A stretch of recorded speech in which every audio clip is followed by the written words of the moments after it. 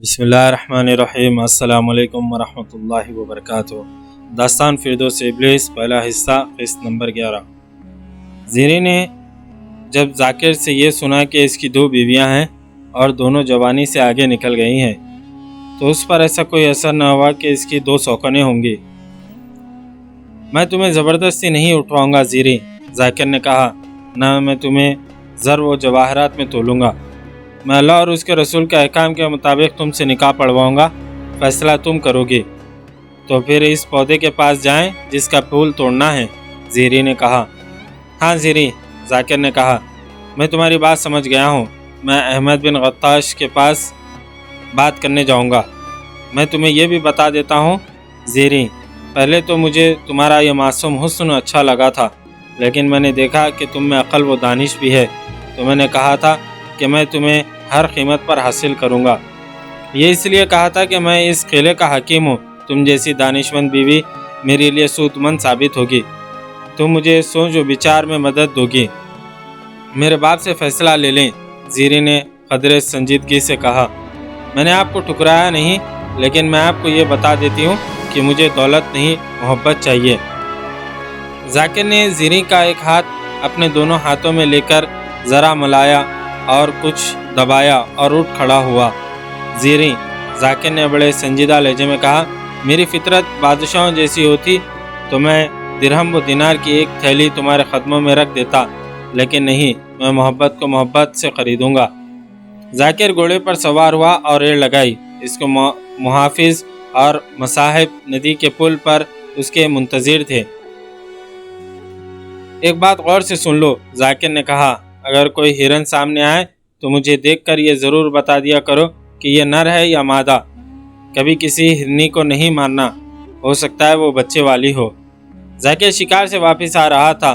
اس نے ایک ہی ہرن مارا تھا، لیکن اس روز وہ بہت بڑا شکار کھیل آیا تھا۔ وہ زیری تھی جو ادھ کھلے پھول کی طرح معصوم تھی۔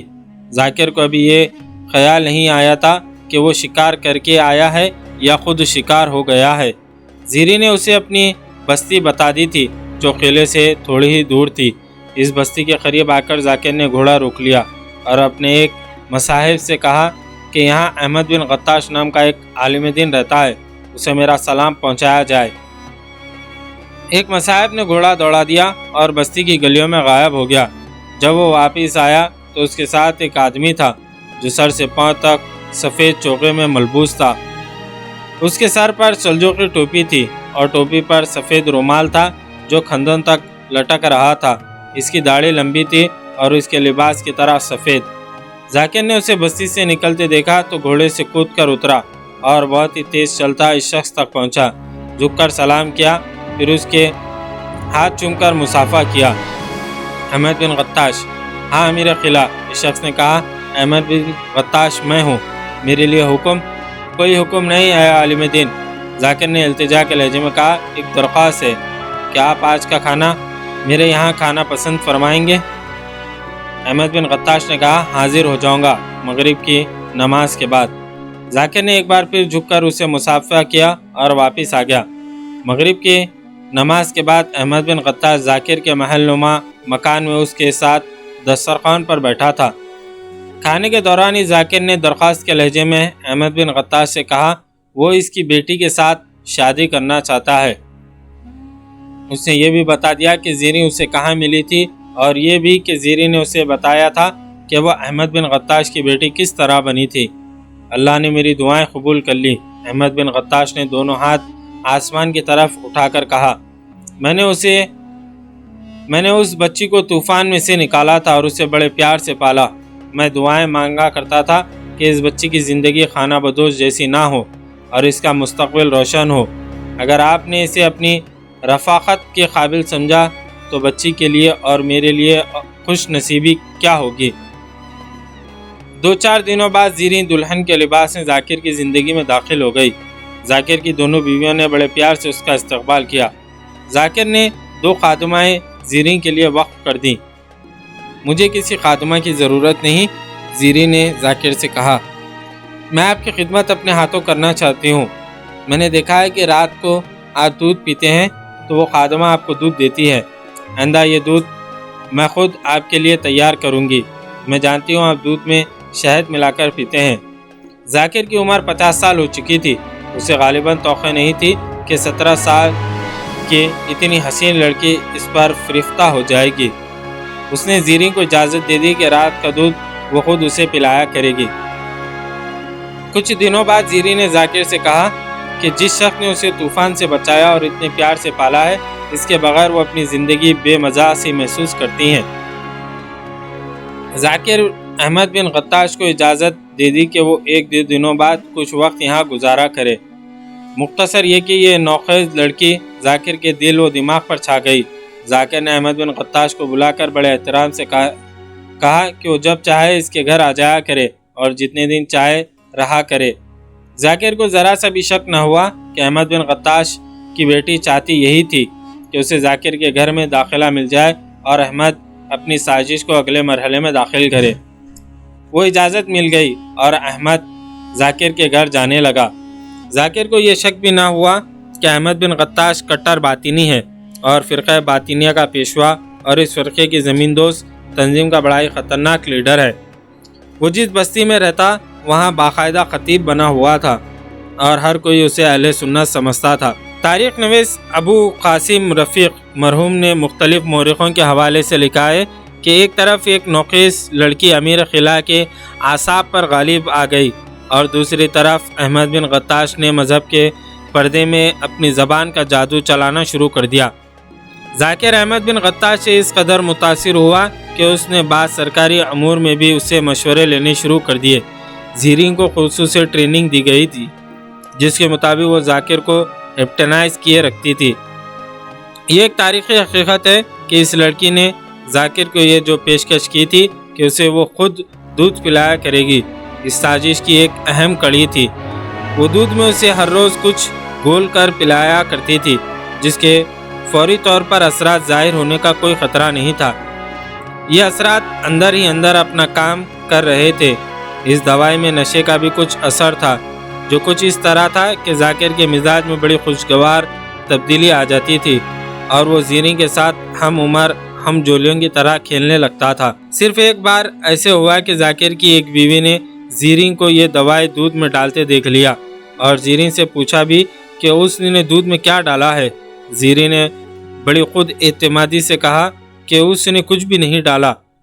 اس بیوی نے ذاکر کو بتایا اور کہا کہ اسے شک ہے کہ زیریں ذاکر کو دودھ میں کوئی نقصان دہ چیز پلا رہی ہے۔ ذاکر کا رد عمل یہ تھا کہ اس نے اس بیوی کو طلاق تو نہ دی لیکن اسے یہ سزا دی کہ اسے الگ کر دیا اور اس کے ساتھ کچھ عرصے کے لیے میاں بیوی کے تعلقات ختم کر دیے۔ کم و بیش 3 مہینوں بعد ذاکر صاحب فراش رہنے لگا، لیکن وہ یہ بیان نہیں کر سکتا تھا کہ بیماری کیا ہے اور تکلیف کس نوعیت کی ہے۔ طبیبوں نے اس کے علاج میں اپنا پورا علم صرف کر ڈالا لیکن نوبت یہاں تک پہنچی کہ وہ اٹھ کر ایک قدم بھی چلنے کے قابل نہ رہا۔ اس کے بستر کے قریب احمد بن قطاش اور زیریں ہر وقت موجود رہتے تھے۔ اس کیفیت میں مریض کو وہ انسان فرشتہ لگتا ہے جو اس کی تیمارداری پوری ہمدردی سے کرے، اسے یہ احساس دلاتا رہے کہ وہ جلدی ٹھیک ہو جائے گا۔ احمد بن قطاش نے اس کے پاس بیٹھ کر بڑی پرسوز آواز میں تلاوت قرآن پاک شروع کر دی۔ ذاکر کو اس سے کچھ سکون ملتا تھا۔ پھر وہ وقت بھی آ گیا کہ ذاکر نے کہا کہ وہ زندہ نہیں رہ سکے گا۔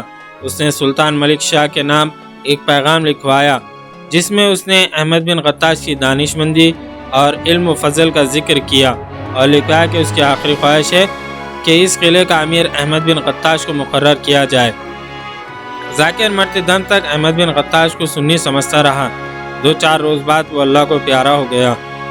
اس کی موت کی اطلاع سلطان ملک شاہ کو ملی تو اس نے پہلا حکم نامہ یہ جاری کیا کہ آج سے قلعہ شادر کا امیر احمد بن قطاش ہے۔ اس وقت تک بہت سے باطنیوں کو قید میں ڈالا جا چکا تھا۔ سلجوقی چونکہ اہل سنت والجماعت تھے اس لیے انہیں جو ہی پتہ چلتا کہ فلاں شخص اسماعیلی یا باطنی ہے اسے قید میں ڈال دیتے تھے۔ یہی وجہ تھی کہ زیادہ تر باطنی اپنے آپ کو سنی کہلاتے لیکن خفیہ طریقوں سے وہ بڑی خوفناک سازشیں تیار کر رہے تھے۔ احمد بن قطاش نے امیر قلعہ بنتے پہلا کام یہ کیا کہ ان تمام باطنیوں کو جو قلعے کی قید خانے میں تھے رہا کر دیا۔ پھر اس نے در پردہ باطنیوں کو قلعے کے اندر آباد کرنا شروع کر دیا اور باطنیوں پر جو پابندیاں آئی تھیں وہ منسوخ کر دیں۔ اس کے فوراً بعد قافلے لوٹنے لگے اور رہزنی کی وارداتیں بڑھنے لگیں۔ ان وارداتوں کا مقصد پیسہ اکٹھا کرنا تھا۔ یہاں یہ بتانا ضروری ہے کہ احمد بن غطاش علم نجوم اور علم سحر کا ماہر تھا۔ خطابت میں اس کی مہارت ایسی تھی کہ سننے والے پر طلسماتی سا تاثر طاری ہو جاتا۔ یہ تھا وہ قلعہ شادر جس میں حسن بن صبا فرحت اور اپنے رہبر کے ساتھ داخل ہوئے تھے۔ رہبر اسے سیدھا امیر قلعہ احمد بن غطاش کے گھر لے گیا۔ یہ گھر محل جیسا مکان تھا۔ احمد بن غطاش کو اطلاع ملی کہ رے سے حسن بن صبا آیا ہے تو اس نے کہا کہ فوراً اندر بھیج دو۔ نوجوان احمد بن غطاش نے حسن بن صبا کو اپنے سامنے دیکھ کر کہا، میں نے تیری بہت تعریفیں سنی ہیں، آج آرام کر لو، کل صبح تمہیں بتایا جائے گا کہ کیا کرنا ہے اور اب تک کیا ہو چکا ہے۔ حسن بن صبا نے جھک کر سلام کیا اور باہر نکل آیا۔ اہل سنت سلطان ملک شاہ کے وہن و گمان میں بھی نہ تھا کہ اس کی سلطنت میں ابلیس اتر آیا ہے۔ حسن بن صبا اس جگہ پہنچ گیا جہاں اس نے اپنے تاریخی سفر کا آغاز کرنا تھا۔ ابلیس اس کا ہمسفر اور ابلیس ہی اس کا امیر کارواں تھا۔